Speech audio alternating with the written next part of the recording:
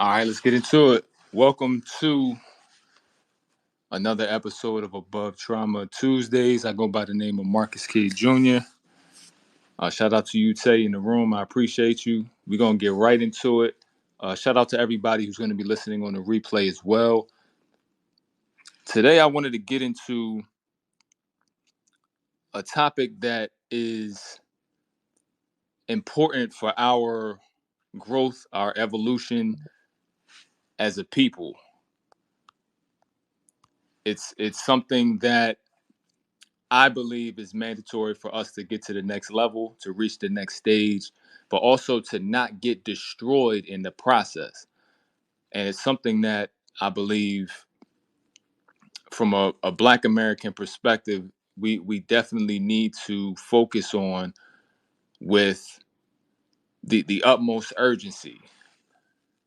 And that topic is protecting our energy, the art of boundary setting.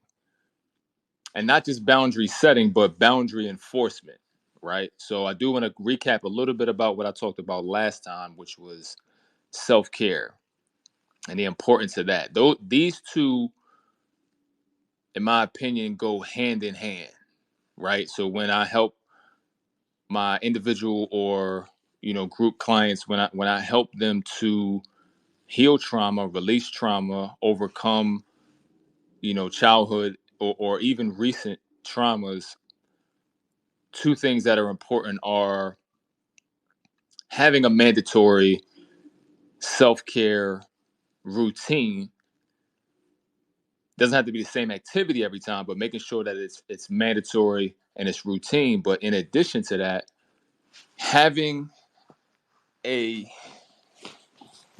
healthy habit or developing a healthy habit of identifying your boundaries, setting your boundaries, and enforcing those boundaries, right? Now, you might think, okay, well, what makes that difficult?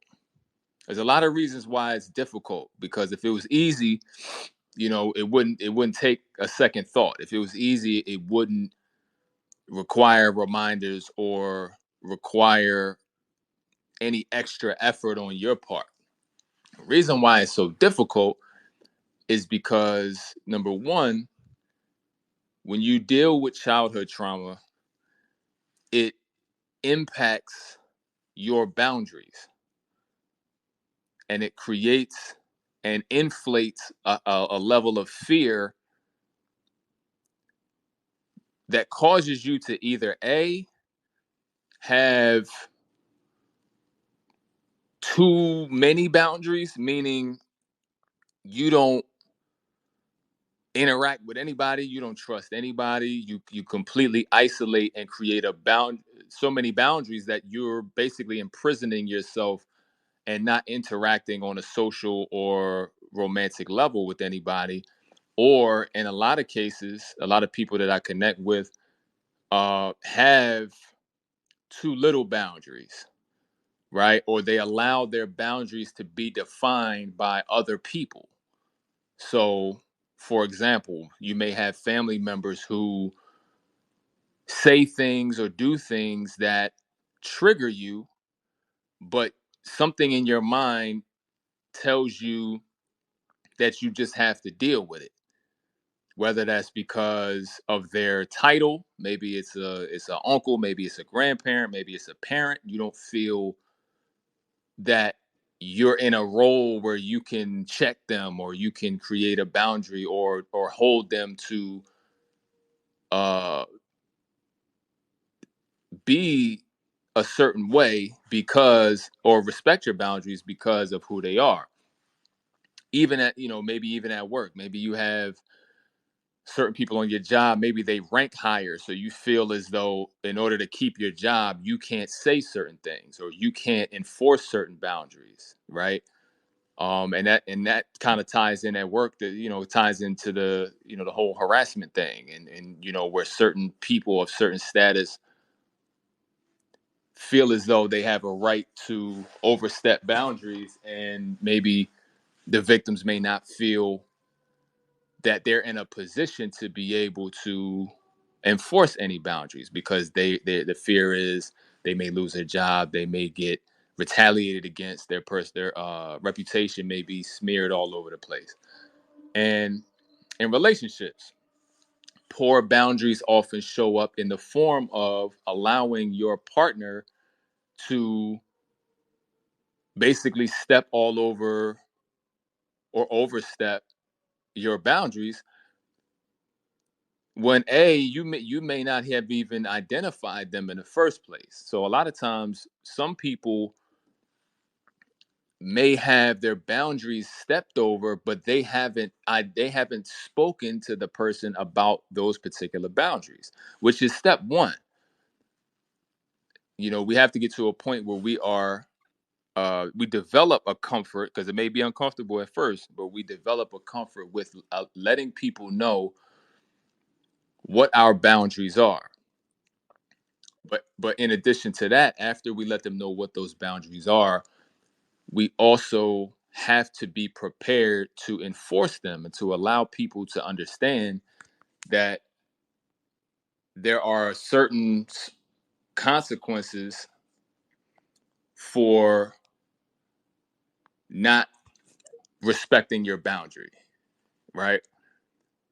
And so we want to make sure that we are setting the boundaries, identifying them, explaining them, and then also explaining what those consequences are. Because a lot of times, if people in our lives are conditioned to overwhelm us, they're conditioned to make us the go-to person for everything. They're conditioned to feel as though if they ask for something, you're going to do it, or if they act a certain way, you're not going to do anything about it, right? If you have those types of situations and you've conditioned people to not respect any boundaries, then once you once you identify them and then you express them, you have to then be prepared to enforce them. And to be honest, you also have to be okay with the outcome, the potential outcome, that this person may not respect those boundaries even after you explain them, and you may eventually have to leave certain people behind. And the reason for this process, although it's uncomfortable, the positive in this process is that you get to recreate your circle. Part of protecting your energy is only allowing certain energy in, right? It's almost like when you think of a club setting, they may have a certain specific dress code, they may have a certain specific time frame you can come in, you have to pay a certain money. They create the rules of entry. You can't get in unless you are following whatever their guidelines are, right?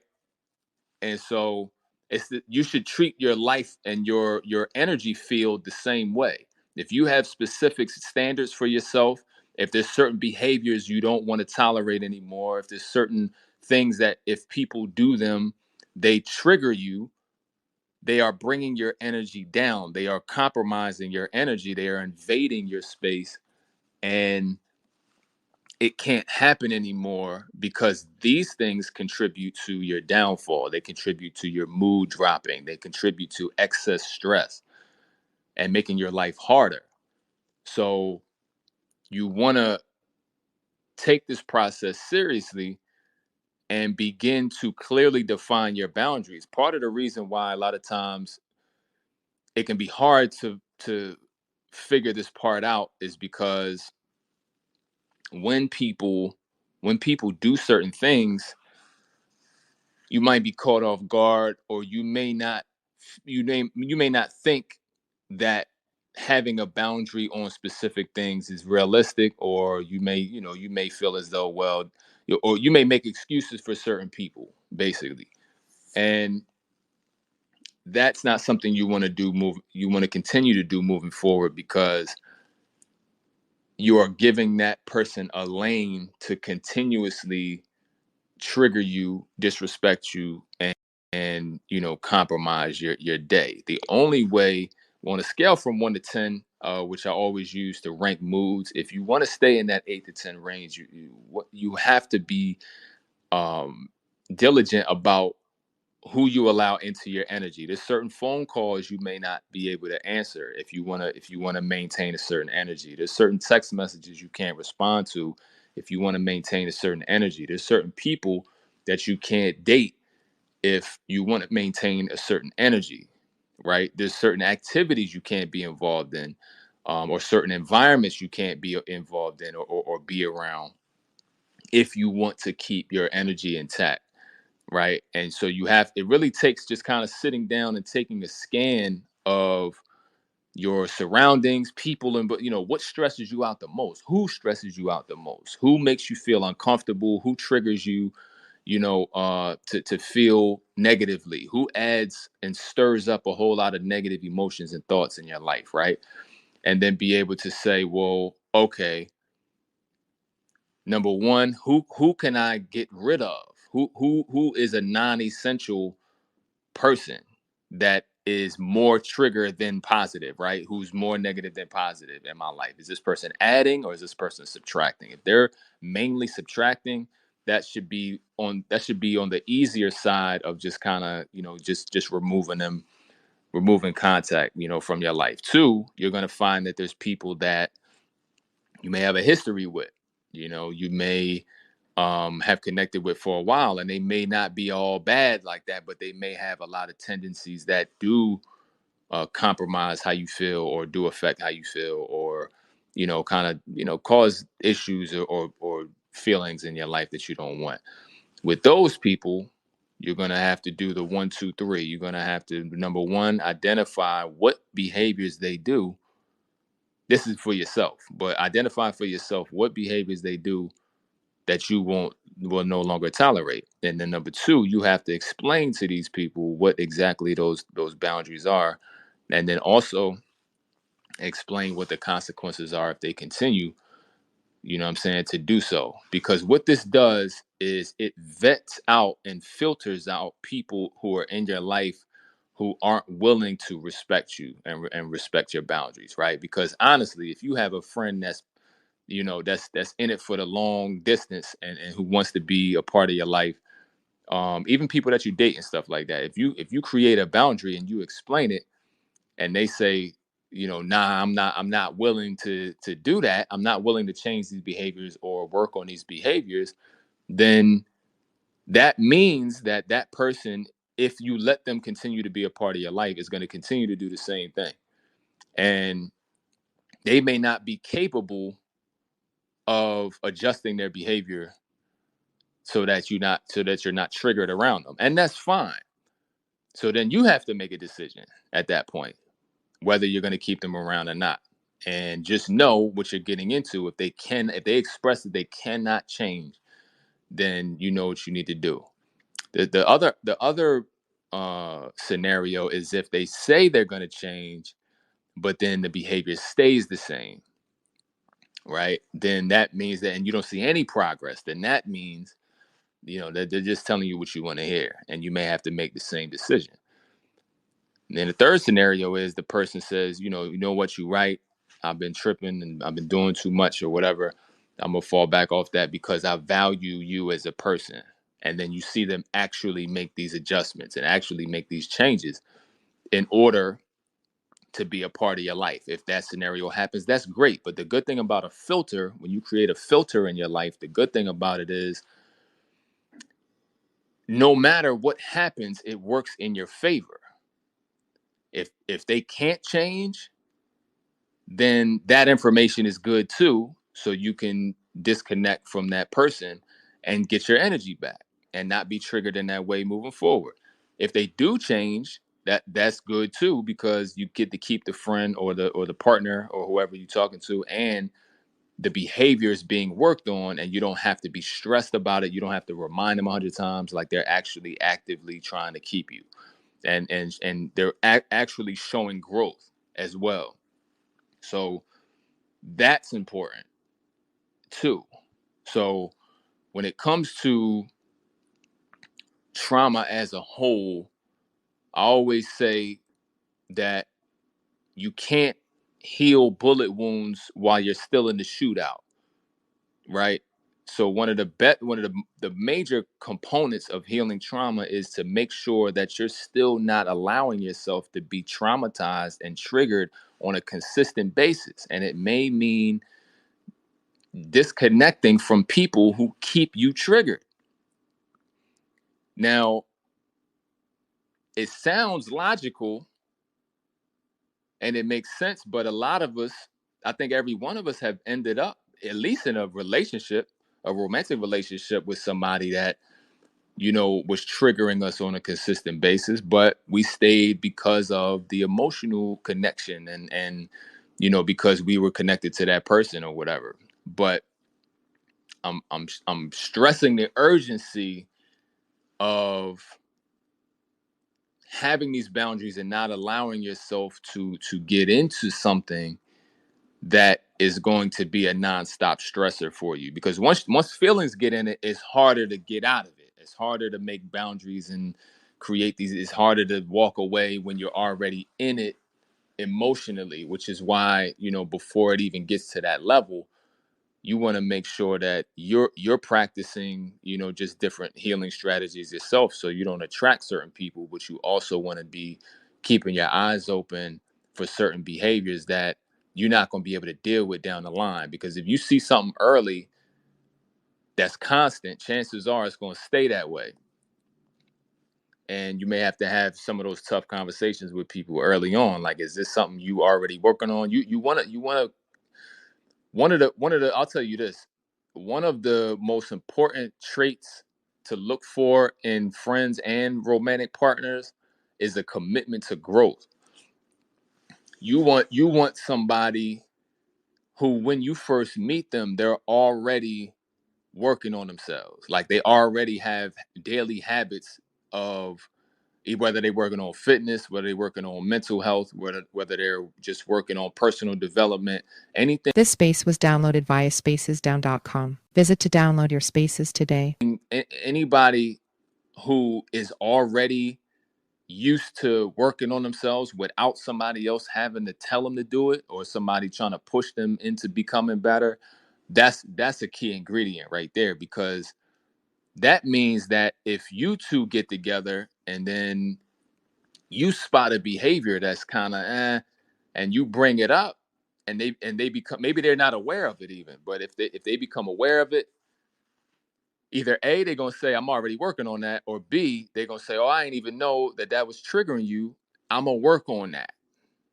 Because they're already used to working on things without outside motivation. But if it's a relationship, they'll be double motivated to work on something.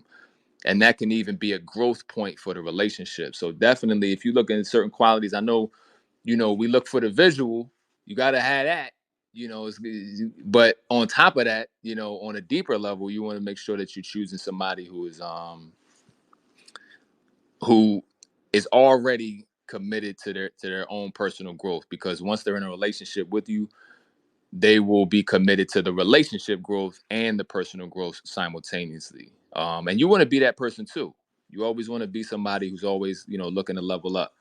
And I know Tay's in here. He's somebody that's always leveling himself up, and, you know, working on, you know, growing to different levels and improving. So, you know, that's a key trait, you know, you want to have and you want to look for.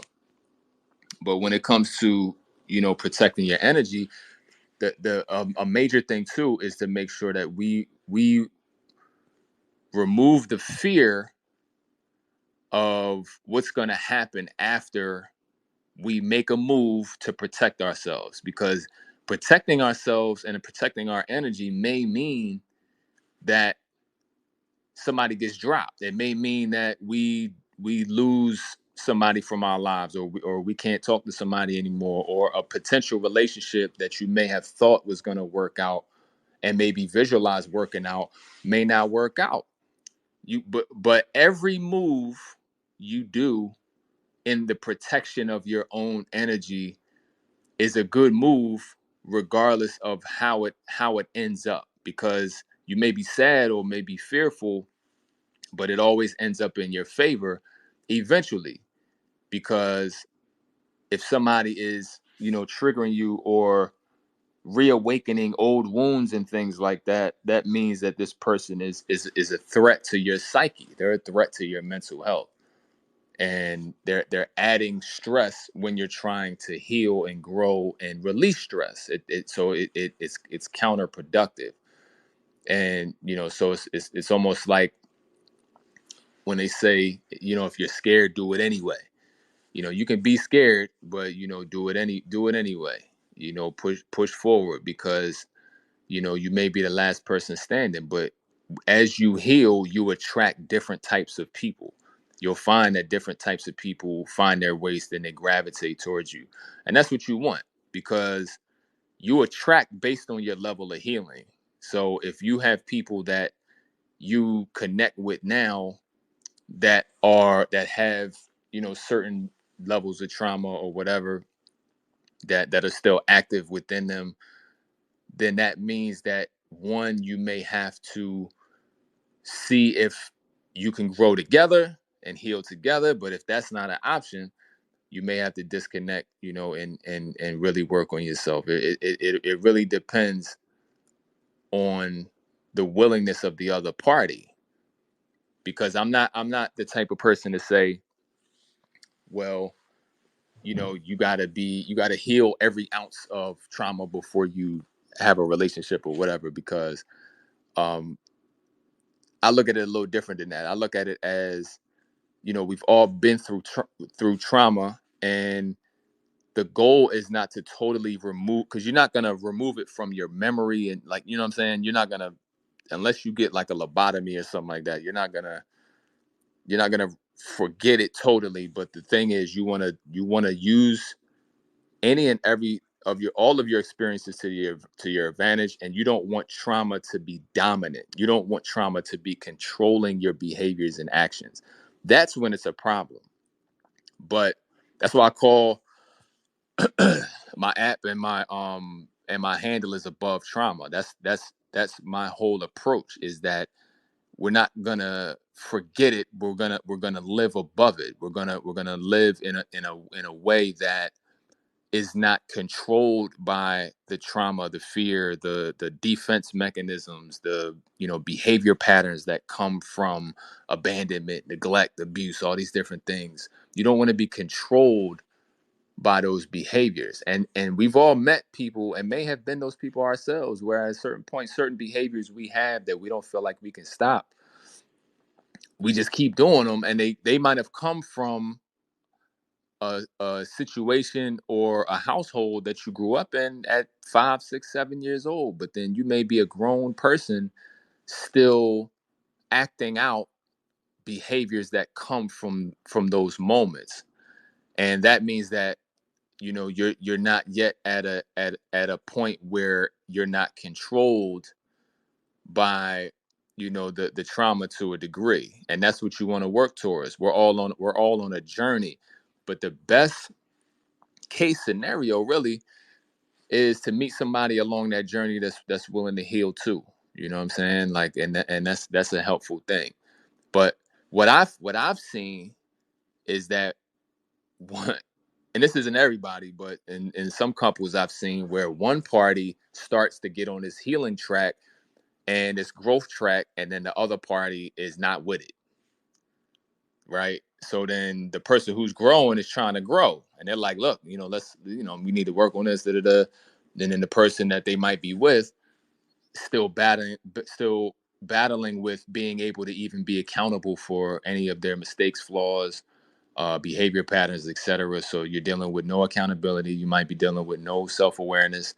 You might be dealing with a lot of guardedness, a lot of blame, um, a lot of anger, a lot of anxiety, just jealousy, just different energies.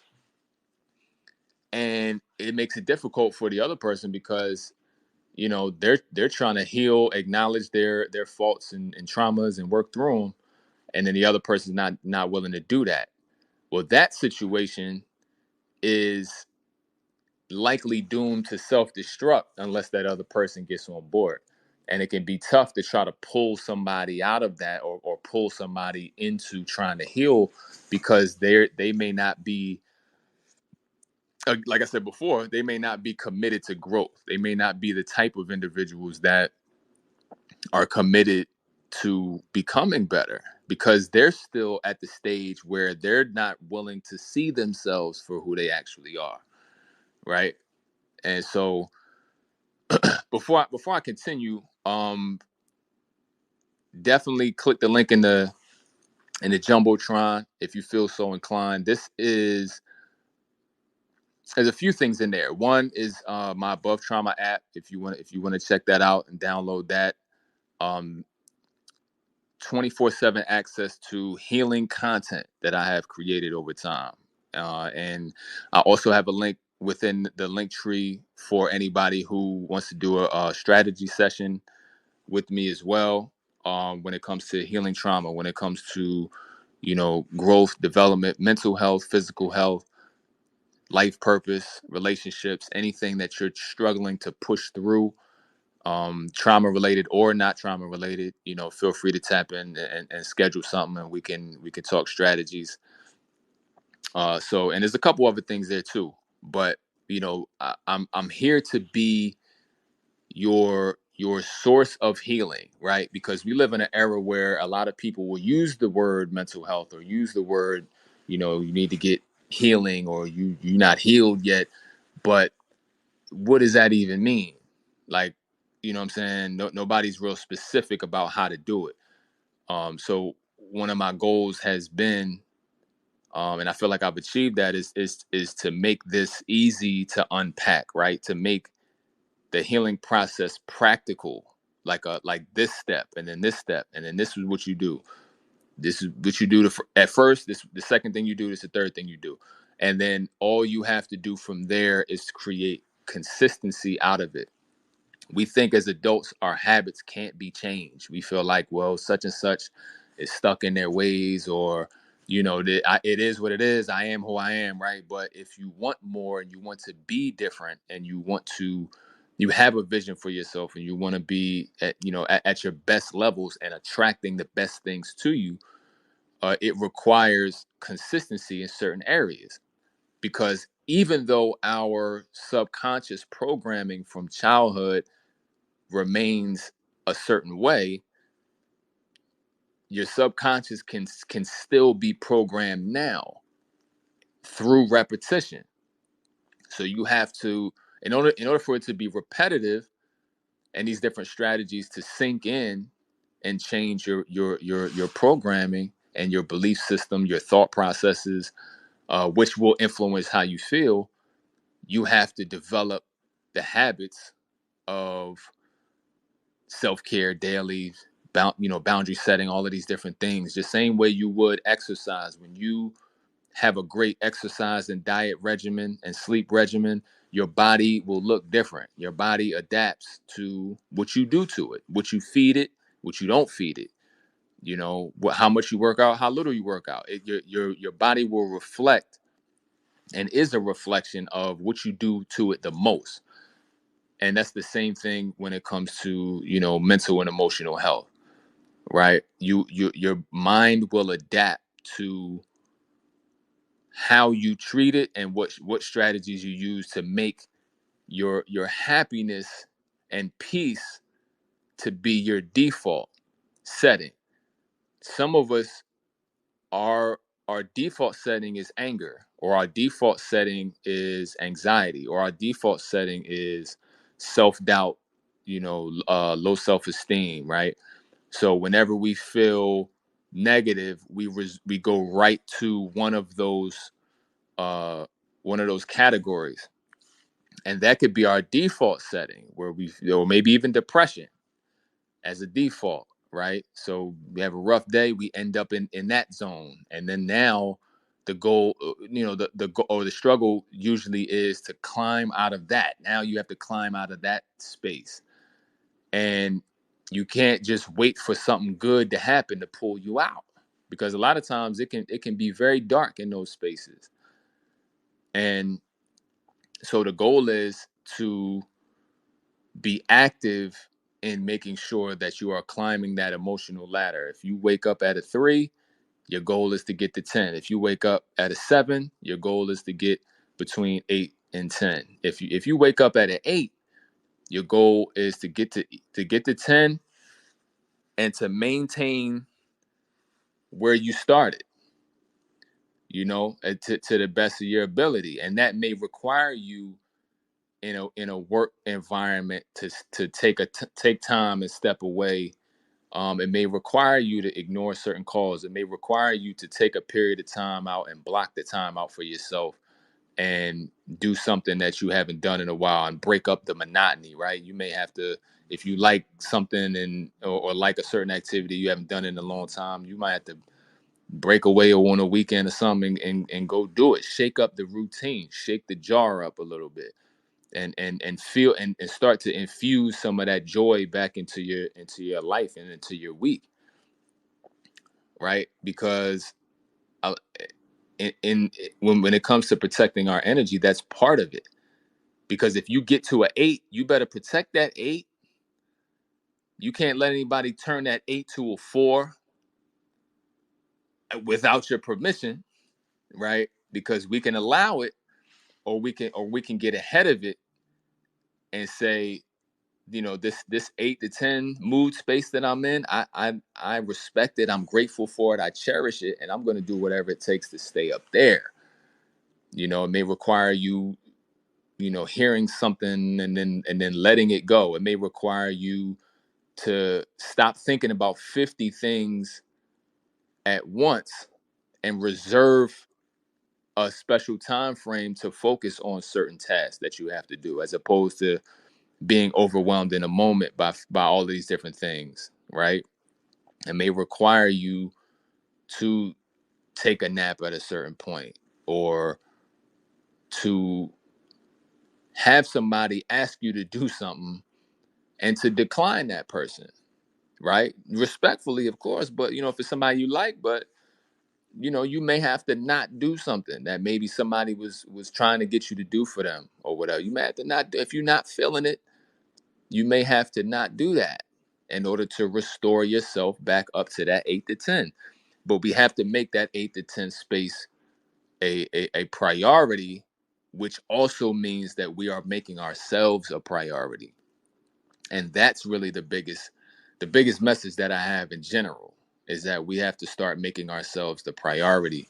And our day and our activity should reflect that, right? Which means, your self-care should reflect the thought of, so from the outsider, if somebody was a fly on the wall or whatever watching you all day, they should be able to say, man, that person loves themselves for real. Like, they refuse to let themselves get knocked down the emotional ladder all the way, down to the danger zone, like threes and twos, and they refuse. Every time they get knocked down, they go right back up.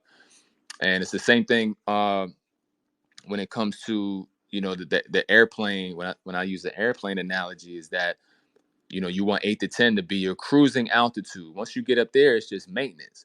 But every plane is going to encounter, turbulence at a certain point, which is fine. No life is without turbulence. But when your plane gets knocked down a couple feet by turbulence, you know, you utilize the steering to restabilize it once you come to a clearing. But you should always be looking for that clearing, and not panicking behind that wheel, but knowing that the clearing is coming and that you will maneuver that plane to get there no matter what it takes, right? A pilot's job is important. There's a lot of souls on that plane, and you should look at your life as just that important, because you're the captain of the entire thing. You're the pilot when it comes to your soul, your energy, your thoughts, your mind, all of that.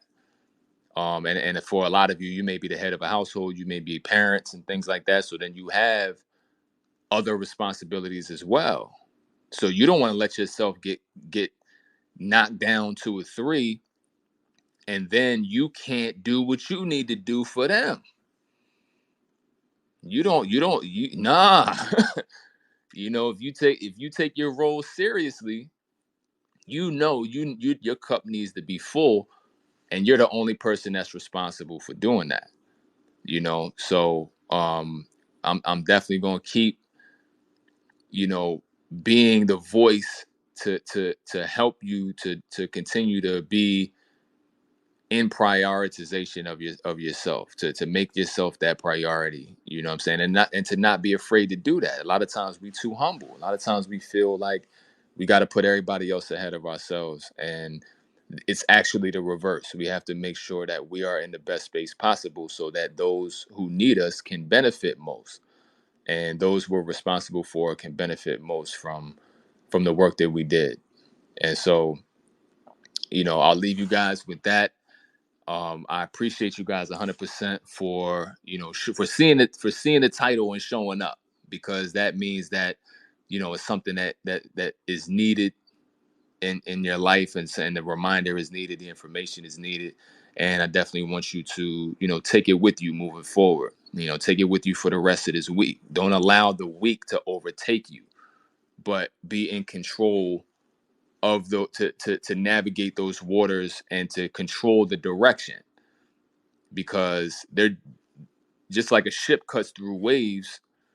You can cut through your week the same way, because you dictate the direction, as long as you're making sure that 8 to 10 is the goal, and you're doing what it takes to get there, no matter who's mad about it. Be unapologetic about your self-care 100%. So I will see you all next Tuesday. Enjoy the rest of your week. Stay positive, stay grateful, make progress, and celebrate that progress. All right, I'll see y'all soon.